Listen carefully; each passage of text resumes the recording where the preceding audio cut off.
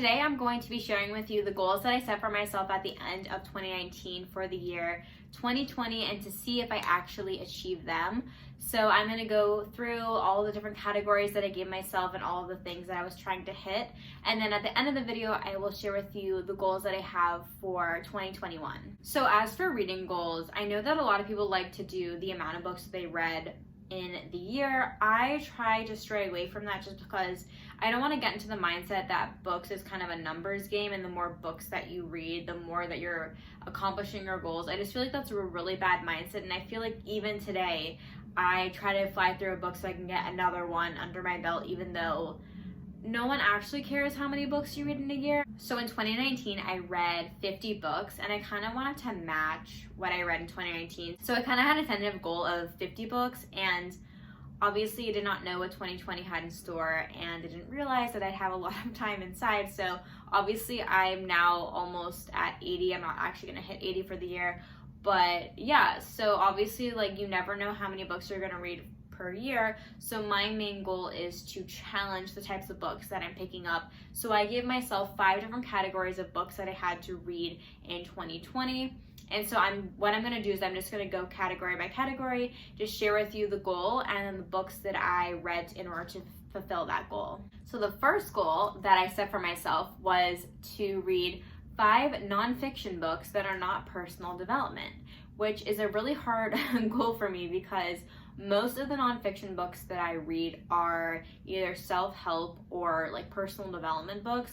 And I actually had a harder time with this goal than I thought because it's hard to find a nonfiction book where you can't consider it self-development, because I feel like every nonfiction book I read, I gain something from it. So it was really hard for me to really distinguish between like a self-help book and just like a regular nonfiction book, but I'll just share with you the books that I ended up reading for this challenge. Just as a note, in some of these categories I read more than the books that I gave myself, and I'm just gonna share with you the books that I read to hit my goal. So for nonfiction, one of the books I picked up was The Glass Castle by Jeanette Walls, which is a memoir. As you'll probably see, I read a lot of memoirs this year, and I didn't want all of the books that I read for my nonfiction to be memoirs just because there's so many other books out there, and I really wanted this to be a challenge where I was reading nonfiction where I was like actually really learning from them.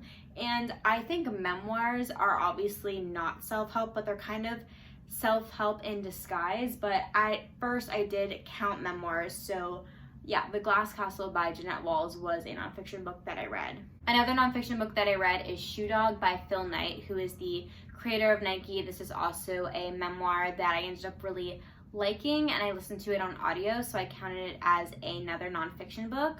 But to go away from some of the memoirs that I was reading, I also picked up So You Want to Talk About Race by Ijeoma Oluo and Hood Feminism by Mickey Kendall. And then lastly is Sapiens by Yuval Noah Harari. This is kind of more of what I was going for when I was thinking about picking up more nonfiction, because this book really is just information on the history of mankind and doesn't really have any self-help or personal improvement like the other ones. I feel like memoirs obviously are self-help in disguise, and then the anti-racist books was for my own personal development, even though obviously they're talking about bigger and more worldly issues. So that's why I decided to count them as nonfiction, because it wasn't just purely, they're not self-help books. This book is not self-help at all, and I don't know, I just don't have as much of an interest, to be honest, in books that are like history based. Like, it's just like not my thing.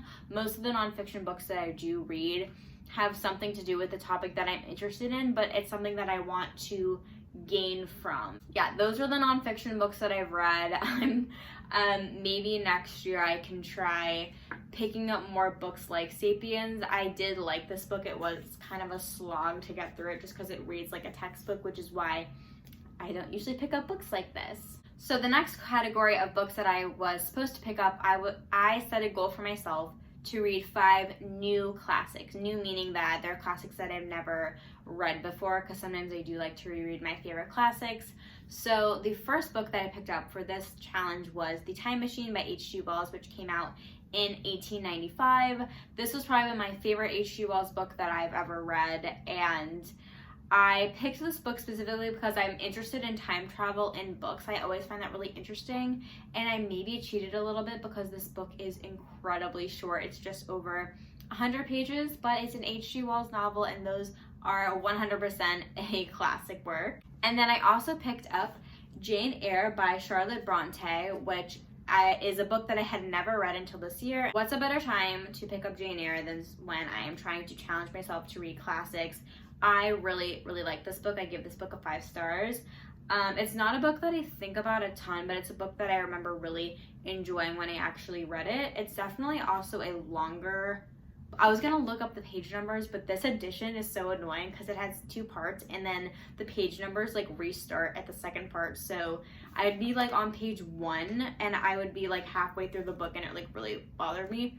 But yeah, I ended up really liking Jane Eyre. So yeah, that was another classic that I picked up this year. So another classic that I picked up was Agatha Christie's And Then There Were None. This came out in 1939. So this is more of a modern classic. I think this kind of, so I count modern classics, but it's hard to also know like what's considered a classic and what's not. But just because this book is older and it is referenced a lot, I just considered it a classic. This is also kind of a cheater just because, I mean, this is like an incredibly easy read and it's a thriller.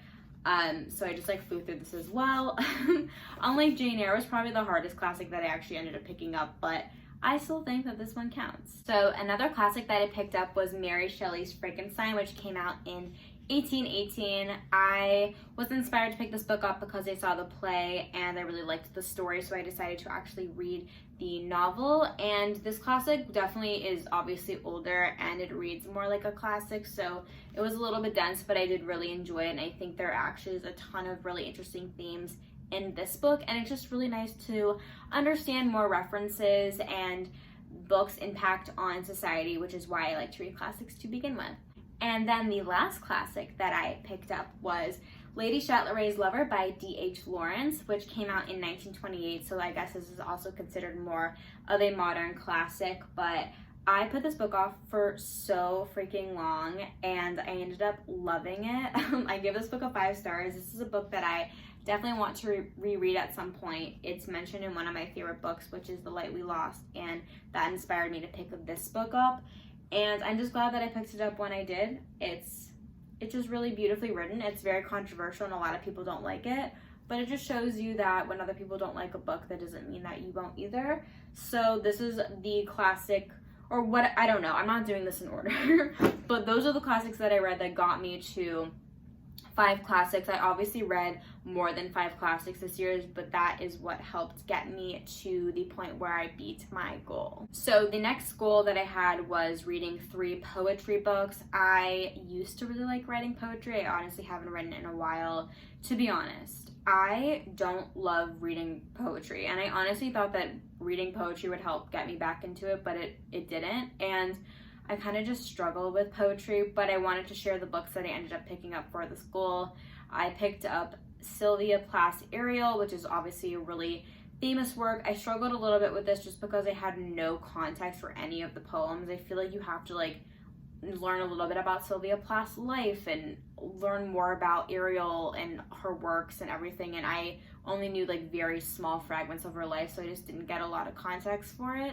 I also picked up On the Horizon by Lois Lowry. This is probably like one of the saddest books that I've ever read in my life. It's meant for children. I picked it up on audio, and I actually didn't know it was a poetry book until they started speaking, and I was like, oh, it kind of has a rhythm. I think it was poetry, and it is, so I counted it. And it's a really beautiful book about Pearl Harbor and like the people that lost their lives on Pearl Harbor. Obviously it's incredibly sad, but I really like this book as well. And then I also picked up The Poet X by Elizabeth Acevedo, which is a YA poetry like collection. It's not a poetry collection, it's basically like a story that's told in poetry, so it all flows together, but it's told in like verses, and it's about this girl who is growing up in Harlem and her experiences. And I like this book too. I mean, I listened to it on audio, so it was kind of cool to like hear it. It may have been a different reading experience if I actually read it, but those were the 3 books that got me to my poetry goal. So the next 2 categories that I have, there's just 1 book in each, so it's like pretty self-explanatory, but the next one is to reread 1984 by George Orwell, which I did. So I read this book a couple years ago when I was a junior or senior in college, and I loved it and I really wanted to reread it.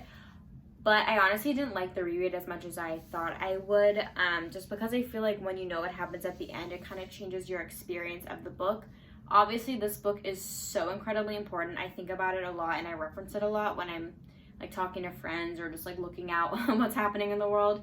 But I just like really wanted to give this a reread because I just think it's a very important book. The last category that I had was to read a book from a genre that I never read. So this I could have literally done a lot of different things because there's a lot of genres that I don't read. But I decided to pick up a manga, which is I've never read a manga before ever. And I picked up The Girl from the Other Side by Nagabe, and it was definitely an interesting reading experience. It's obviously like kind of similar to like a graphic novel where there's like picture and then text.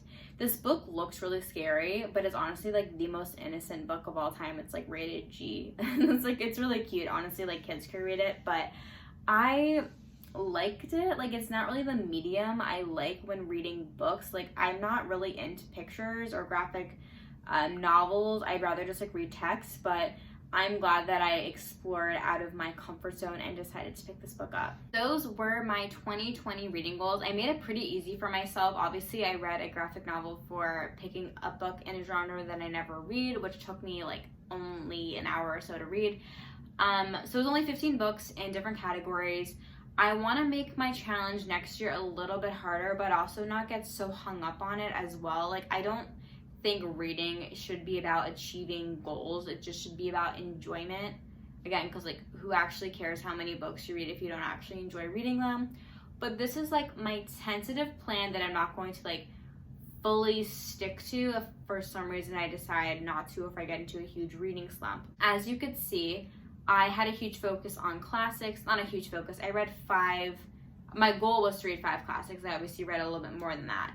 But next year, I want to try to read 10 classics that I've never read before and see if I can do that, just because I like classics, but they're also kind of intimidating and I put them off a lot, but there's also so many that I haven't gotten to yet. So I want to read 10 classics, and then on top of that, I also want to read 10 long books. And so for a long book, I'm going to be counting 450 pages and above, because those are also books that there's a lot that I want to get to, but they are very intimidating to me, and I feel like there's certain books that I just won't pick up because of their length. So it's basically about getting over my fear of classics and long books and just picking up the books that I want to read, even though generally reading those sorts of things will diminish the amount of books that you read per year, because longer books take more time and classics usually take more time, but that's what I want to do. So that's my goal. So it's only 20 books, but there is a caveat to that. So I told myself that if I read a classic that's 450 pages and above, I will let myself like cross check off, if that makes sense. So if I read 10 classics that are 450 plus pages, then my goal is done. So it's kind of like giving me an incentive to read longer classics, because it knocks off 2 check marks instead of just 1, if that makes sense. Because there's a lot of classics that are really long, and I don't want to just pick up like, you know, The Time Machine, which is a great book, but it's really tiny, and there's just like a lot of long classics that I do want to get to. So that is my 2020 reading goal. Obviously, I'm not going to be so strict on it and not like be down on myself if I don't like actually achieve it. I think it's like fairly attainable. It's like 10 to 20 books, which I'm almost at 80 for the year, so I'm like not really worried. I like to make my reading goals pretty easy. And as for like the total amount of books that I want to read next year, so as I said, I'm not going to actually hit 80. I'm going to be like a few books shy of 80 for this year, but I think 50, like that's what I did in 2019. That was the most books I ever read, and then this year was like even more, but there was also like a pandemic and I didn't really realize that was going to happen and I would have more time to read.